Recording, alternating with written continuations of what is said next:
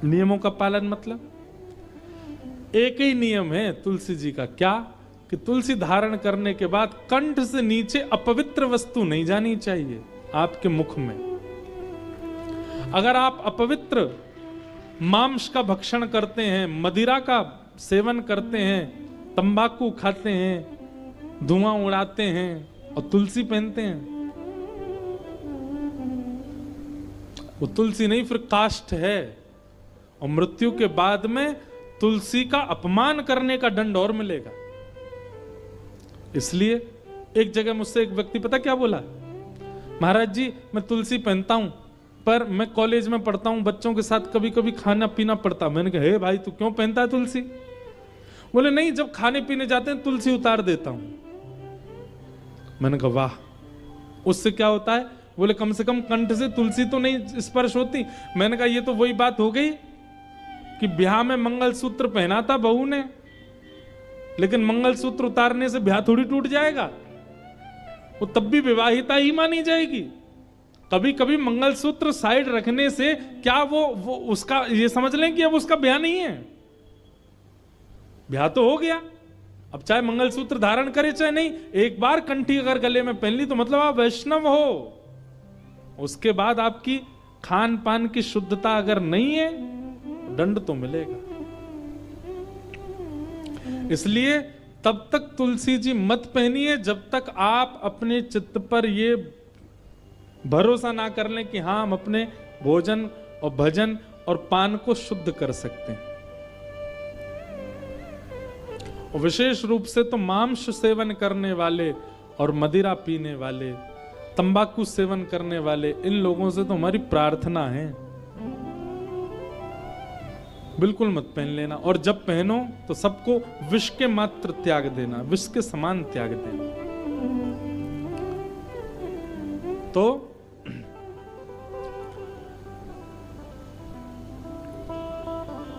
हम जीवन भर कुछ भी करें पर अंतिम क्षण में हमारे मुख से जो शब्द उच्चरित होता है, हमारे चित्त में जो होता है, हमारे मन में जो होता है, उसी से हमारी गति निश्चित होती है। इसलिए भैया हर दिन ठाकुर जी से एक प्रार्थना करो, क्या कि नाथ जब मेरे प्राण निकलने वाले हो ना, आप मुझको अभी बिल्कुल मत मिलना। मैं वृंदावन जाऊं मुझे मत दिखना, मैं हरिद्वार जाऊं मुझ पर कृपा मत करना, जीवन भर मेरा ऐसे ही चलने दो, कोई बात नहीं आप मत मिलना। पर नाथ जब मेरे प्राण निकल रहे हो ना, जब मेरी अंतिम श्वास चल रही हो, मुझे नहीं पता कहां निकलेंगे, कैसे निकलेंगे, कब निकलेंगे, आपको पता है। बस मेरी इतनी इच्छा मान लीजिए नाथ कि जब मेरे प्राण निकले ना तब आप मेरे सामने आ जाना। भगवान से और कुछ मत मांगो।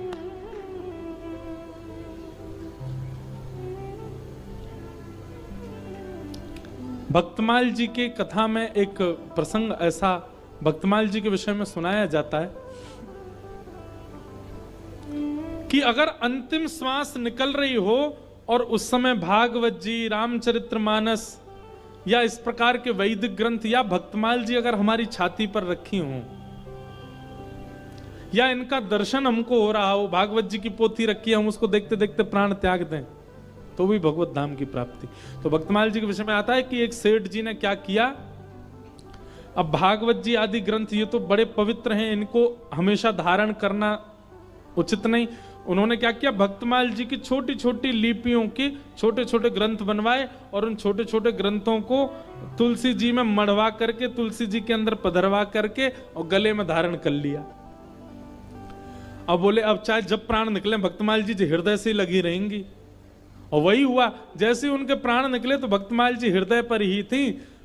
जैसे ही प्राण निकलने लगे तो भक्तमाल जी में जितने भक्त हैं, प्रहलाद जी, ध्रुव जी, नारद जी, हितरवंश महाप्रभु, गोपाल भट्ट गोस्वामी, श्री स्वामी हरदास जी महाराज आदि आदि जितने भी भक्त हैं वो सब भक्त प्रकट हो गए और प्रकट होकर के उस दिव्य चेतना को अपने साथ भगवत धाम को लेके चले गए। इसलिए हमारे वृंदावन में आप जाओगे तो आपको कई सारे संत दिखेंगे, मोटी मोटी तुलसी की माला और यहाँ बीच में लिखा होगा सीताराम, राधे श्याम, बड़े बड़े, उनके भीतर भक्तमाल जी हैं। उनको सदा चित्त से लगा के रखते हैं। कब प्राण निकल जाए क्या पता। इसलिए भैया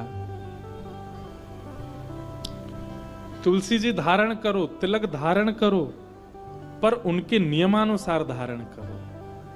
और नियम एक ही है कि फिर शुद्ध रहो, पवित्र रहो, बस। तो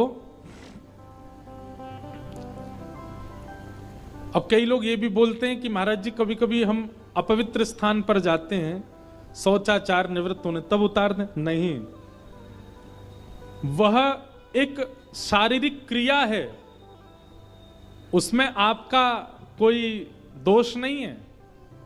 वो शारीरिक क्रिया, ऐसे तो घर में भी तो झाड़ू लगाते हैं, उसको भी साफ करते हैं हम। ठीक वैसे ही तन जो है, तन के भीतर भगवान रहते हैं। तन भी एक स्थान है भगवान का, तन भी देवालय है। उस तन को हम साफ मात्र कर रहे हैं। उस समय ये भावना नहीं रखनी कि हमको उसका त्याग, वो एक शारीरिक धर्म है। शौचाचार एक प्रकार से अपवित्र स्थिति है, हम उसके बाद स्नान करते हैं, शुद्ध करते हैं स्वयं को, परंतु वह शरीर का धर्म भी है। वो करना आवश्यक है। इसलिए उस स्थिति में ये विचार ना करें कि वो अपवित्र स्थिति, हम तुलसी उतार दें क्या, पहनो। तो भीष्म पितामह जी महाराज बाणों के सैया पर लेटे हैं और तभी